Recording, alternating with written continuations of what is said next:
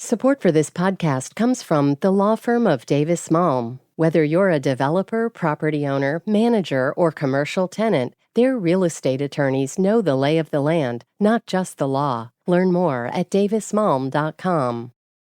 WBUR Podcast, Boston.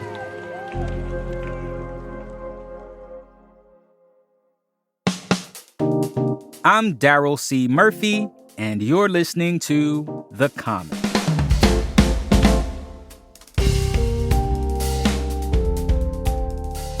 Advocates behind a proposed ballot question that asks if the state should decriminalize certain plant-based hallucinogens, psychedelics, are working to put the question in front of voters on Election Day in November. If successful, people over 21 can use a limited amount of substances like magic mushrooms without worrying about criminal penalties from the state. There is also an effort to get the FDA to approve the use of MDMA in the treatment of post-traumatic stress disorder. With both these efforts underway, we felt it was time to get trippy with a 3-part series that explores the past, present, and future of psychedelics to explore what some decriminalization and its use in mental health treatment could mean for Massachusetts. Now, the first thing we want to do is get into some of the history of psychedelics with one of its most influential advocates, Timothy Leary, and the controversial Harvard Psilocybin Project. Yes, that Harvard.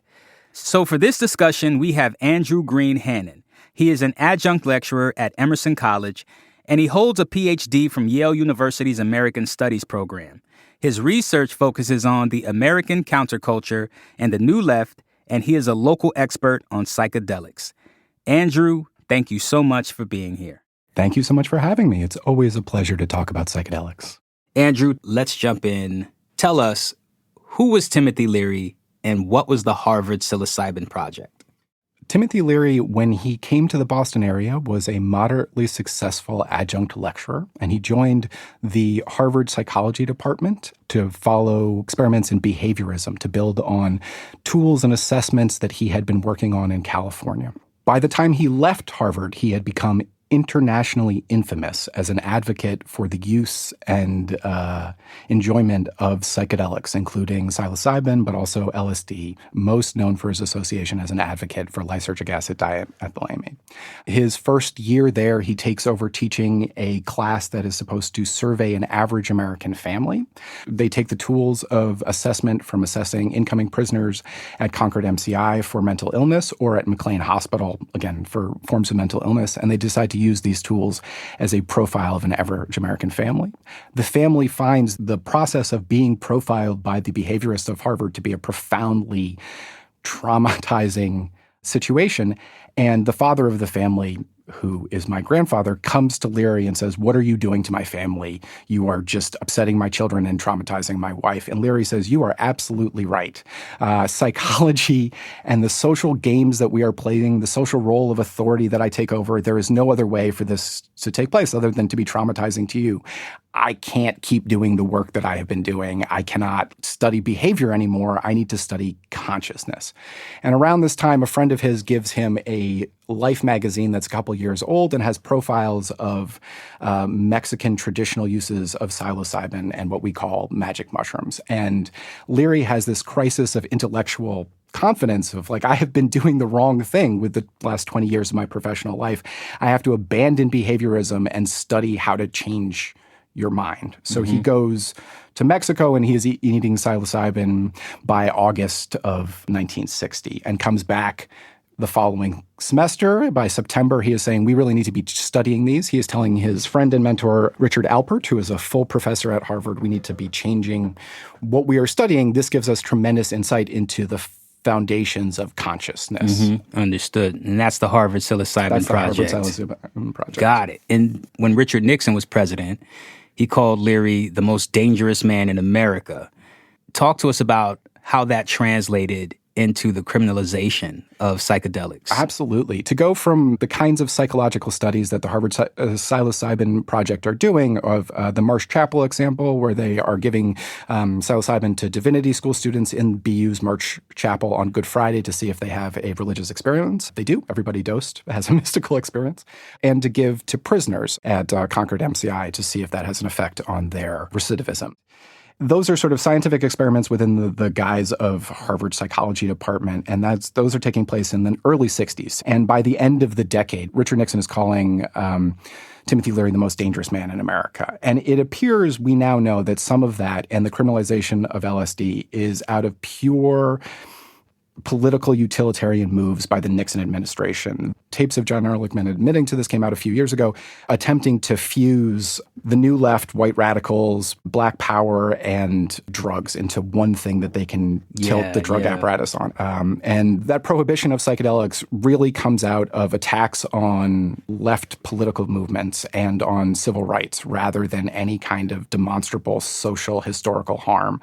Psychedelics aren't completely harmless, but they are, historically speaking, mostly harmless and significantly less harmless than, say, Tylenol or alcohol, drugs that we tolerate to this day. And the largest danger is, the danger to yourself. You absolutely should not be driving, but you aren't really a danger to the larger world for the 8 to 14 hours that you might be tripping. And the Nixon administration sees this as a wedge issue that they can use politically to further polarize the country, and they use it to persecute left political figures. You can see it in the FBI file of people like Abby Hoffman. You can see it in the persecutions of the Black Panthers, that there's an attempt to fuse politics and drugs together. And the drug war of the sort of following 50 years has been parts of the legacy of that. Interesting. Thank you for breaking that down for us. I want to zero in on why Nixon would say that. Tell me about Timothy Leary's influence. Leary becomes wildly influential, in part by being in the right place at the right time. You can see a growing interest in psychedelics of all kinds. There's profiles in Life, popular press, and it's reaching out past the sort of elite research universities where it is initially popular. Psychedelics are first seen as like a tool for thinking, and then later they become a tool for partying. And then by the end of the decade, it becomes associated with youthful excess. Psychedelics are considerably cheaper than alcohol or even marijuana and last for longer. And it is seen as a part of out of control, that young people and youthfulness is a moment of excess, and that participating in civil rights marches, in rock and roll concerts, and LSD are all part and parcel of the whole thing. And if it can be used as a tool to separate effectively people from each other, you can see the federal government drawing upon the earlier models of alcohol prohibition and marijuana prohibition, both of which were heavily racialized and heavily classed in terms of who actually bore the brunt of those kinds of incarcerations, and seeing this is, controls of substances is a useful tool for controlling people. All right, Andrew, I want to take a break, but when we get back, I want to talk more about Leary's early work at Harvard and Boston. So we'll be right back.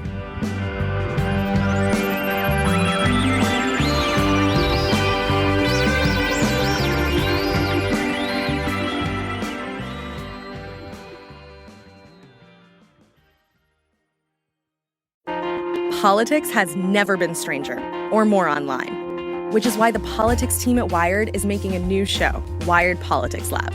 It's all about how to navigate the endless stream of news and information and what to look out for. Each week on the show, we'll dig into far-right platforms, AI chatbots, influencer campaigns, and so much more. Wired Politics Lab launches Thursday, April 11th. Follow the show wherever you get your podcasts.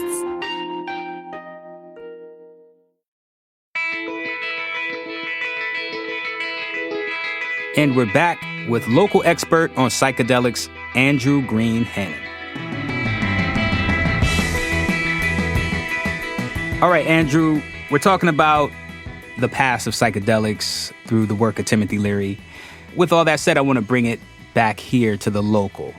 Boston is a hub of psychedelic research. We have a lot of institutions such as Mass General Hospital researching how psychedelics affect the brain. Harvard has launched its study of psychedelics in society and culture last year, focusing on how psychedelics impact our society. I wonder, In what ways is modern psychedelic research influenced by Leary's early work? I think Leary mostly serves as a form of inspiration and also as a cautionary tale.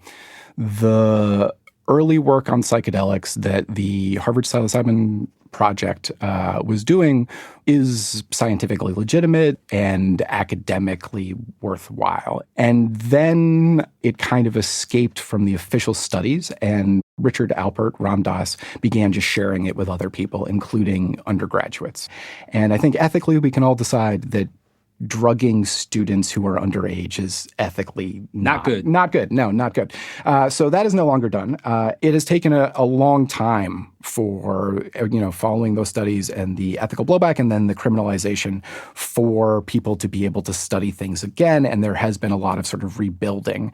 There has been a turn in the last 10 years to be quite interested in psychedelics. And the Boston area institutions had a more complicated relationship. I think Harvard University has torn down every single building that Leary ever worked in or set foot in and had a much more embattled relationship with him and did not want to be associated with him until fairly recently. In the last 10 years, they've started acquiring archival history of it, but Leary's archives are now at the New York Public Library rather than anywhere in the Boston area, in part out of this sort of institutional discomfort with Leary himself. Psychedelic studies are taking a turn, and there has been a tremendous amount of very legitimate scientific studies detailing the ways in which it can, help address depression, interactions with artistic creativity, and those kinds of more recent studies. But they've all been done with the sort of cautionary tale of Leary, but also Leary as an inspiration. Well, it seems like things are taking a turn with psychedelics because in recent years, 8 cities in Massachusetts, including Somerville and Cambridge, adopted some sort of policy that would decriminalize psychedelics. Yeah. And tell me, what do you think about this turn? The change in policy is a recognition that there has been no social harm and that the criminalization did not serve to advance public health policy, and that jailing and criminalizing the taking of psychedelics has not helped anybody. And decriminalization is recognizing that this is not a worthwhile use of police resources. It is not a good way of addressing, any kinds of problems that might arise, and also is fundamentally an acknowledgement that the past 50 years of the drug war on psychedelics was a mistake and unnecessary. Mm-hmm. What lessons can today's advocates and researchers learn from those previous movements, with Timothy Leary? What can they learn from those when it comes to understanding psychedelics today and where we are? And how might all of that influence the current decriminalization movement? I think one of the most important lessons that people have taken is an avoidance of kinds of cults of personality and an uncritical reverence for a sort of guru figure. And I think all of us are much more critical of someone taking on that kind of role and much more not interested in taking on it ourselves and suspicious of the kinds of people who might want that self-aggrandizing kind of thing. And that as long as the issue is on psychedelics and rather than the person advocating, I think that's the issue, that the lesson that everyone is taking, that we can avoid most of the excesses as long as we focus on the facts, on the drugs themselves, and rather than making it about ourselves.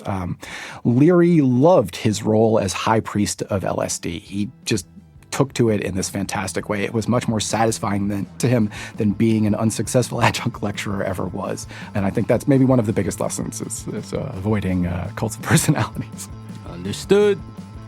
Well, Andrew, this was a lot. This was an adventure, a trip, if you will. It's been a pleasure. Yeah, thank you so much for all of this, man. This is very informative. So thank you. Yeah, thanks. Thank you.